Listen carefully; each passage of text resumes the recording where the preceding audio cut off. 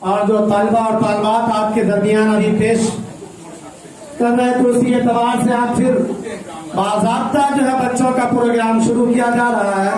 तो आइए अब तकरीर के लिए गुलिस्ता परवीन को मैं दावत देता हूँ कि वो आए और जो है तकरीर पेश करें।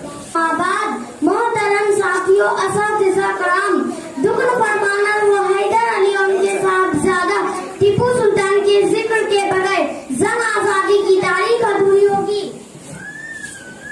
जो मुस्तकिल अंग्रेजों के लिए चैलेंज बने रहे, हैदर अली और टीपू सुल्तान ने अंग्रेजों से 4 जंगे किए। टीपू सुल्तान 1782 ईस्वी में इकरा हुए। 1783 ईस्वी में टीपू की पहली जंग हुई और अंग्रेजों को शिकस्त हुई। यह जंग 1784 ईस्वी में खत्म हुई। यह मैसूर की दूसरी जंग कहलाती है। अंग्रेजों अपनी शिकस्त का इंतकाम लेने के लिए बेचैन थे। चुनांचे 1792 ईस्वी में अंग्रेजों अपनी शिकस्त का इंतकाम लेते हुए हमला किया, मगर अपने वाज़-व-ज़ारा वापसन की बेवफाई और अपनी फौज की गद्दारी और अचानक हमला की वजह से टीपू मुआहिदा करने पर मजबूर हुए।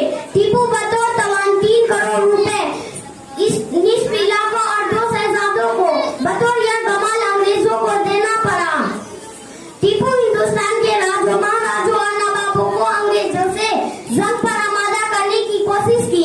इस मकसद से उन्होंने सुल्तान तुर्की सलीम उस्मानी, दूसरे मुसलमान बादशाहों और हिंदुस्तान के इमरा और नवाबों से खत मख्ताबत की और जिंदगी भर सख्त मार का आड़ाई में मशगूल रहे।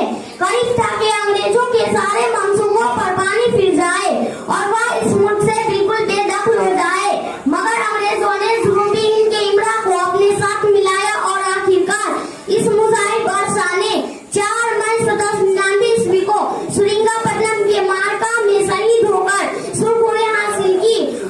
उन्होंने अंग्रेजों की गुलामी और इसरी और उनके रहम व करम पर जिंदा रहने पर मौत को तरजीह दी।